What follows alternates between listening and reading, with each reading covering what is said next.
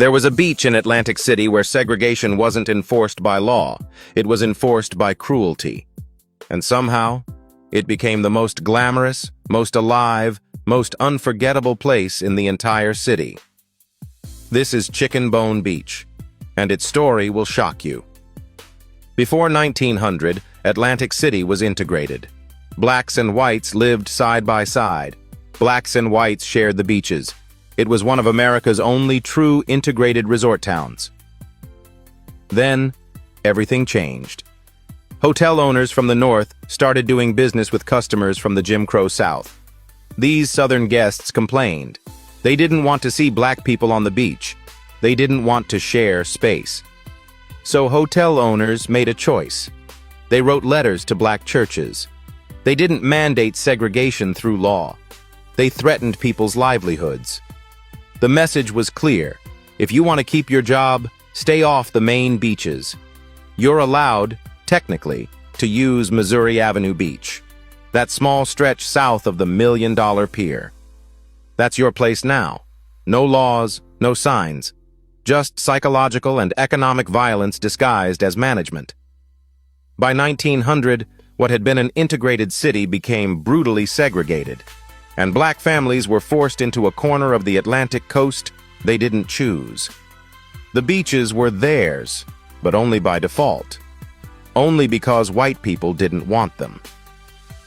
But here's where the story transforms. Instead of disappearing, black families transformed that segregated beach into something unforgettable. According to records from the Chicken Bone Beach Historical Foundation, families would come from all over the country, from Philadelphia, from Washington, D.C., from across the Northeast, to vacation on this beach. They'd bring picnic baskets, fried chicken, potato salad, collard greens, all the food they'd prepared because restaurants in Atlantic City wouldn't serve them. The name Chicken Bone Beach came from the thousands of chicken bones buried in the sand. What started as an insult became a badge of honor. What was meant to contain black joy became the epicenter of it. By the 1940s, according to historical records, black entertainers began performing on this beach during summer evenings. Sammy Davis Jr. took that stage. Louis Jordan, the Mills Brothers, Jackie Moms Mabley. The Club Harlem Showgirls would strut on that sand, alternating between sunbathing and putting on skits. They called it Sunshine Row, and suddenly, this segregated beach had what one historian called Hollywoodness. It was the place to be. Sugar Ray Robinson showed up, Peggy Thomas, Martin Luther King Jr. visited, Billie Holiday, Josephine Baker, Joe Louis. These weren't just tourists. These were icons. And they chose to spend their time on a beach they were forced to use. Think about that. Think about the resilience. Think about the refusal to be diminished. A graduate student named Crystal Brooks was studying Atlantic City's tourist industry when she stumbled upon photographs from the 1930s to 1960s at Temple University. What she saw changed everything. Families, children, mixed-race couples, celebrities rubbing shoulders with everyday people. But everyone was dressed impeccably. Everyone was making a statement. As Brooks reflected years later, these people understood something profound. They weren't allowed to fraternize on the boardwalk or go to the restaurants, so they had to create their own very prosperous community. That's not survival. That's not resignation. That's resistance dressed in Sunday best. Despite the glitz and the glamour, Chicken Bone Beach remained deeply family-oriented. While parents worked in Atlantic City's hotels and casinos, the jobs segregation forced them into, family members, friends, and neighbors cared for all the children. It was a working-class sanctuary, a place where people could breathe freely for a few hours. Then came 1964 and the Civil Rights Act. All Atlantic City beaches opened to everyone, and paradoxically, Chicken Bone Beach disappeared. When black families could go anywhere, they stopped coming to this forced beach.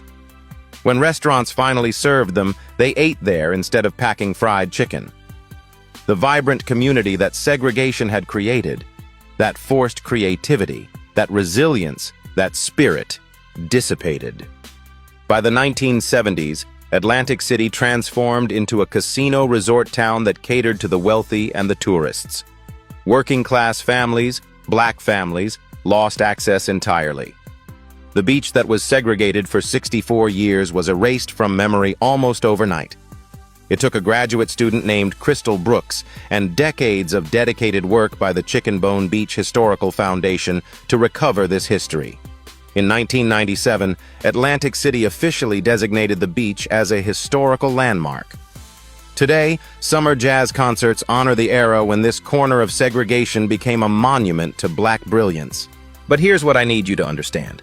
The story of Chicken Bone Beach isn't about victimhood.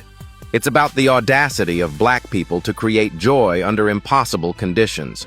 It's about communities that built their own culture, their own entertainment, their own economy, not because they wanted to be separate, but because they were forced to be and refused to be diminished. The beach is still there. The sand still remembers the fried chicken bones. And every summer when the jazz concerts happen, you can hear the echo of Sammy Davis Jr., of Sunshine Row, of families who understood that segregation couldn't touch the spirit. Share this story. Comment what this history means to you. Because Chicken Bone Beach proves something essential. Resilience isn't just survival. It's creation in the face of erasure. Like this video. Subscribe to Ike Mafuna History TV. We tell the stories of how black people didn't just survive segregation. They transformed it into something beautiful and unforgettable. Because history isn't over. Its legacy is alive in every summer jazz concert, in every family that remembers,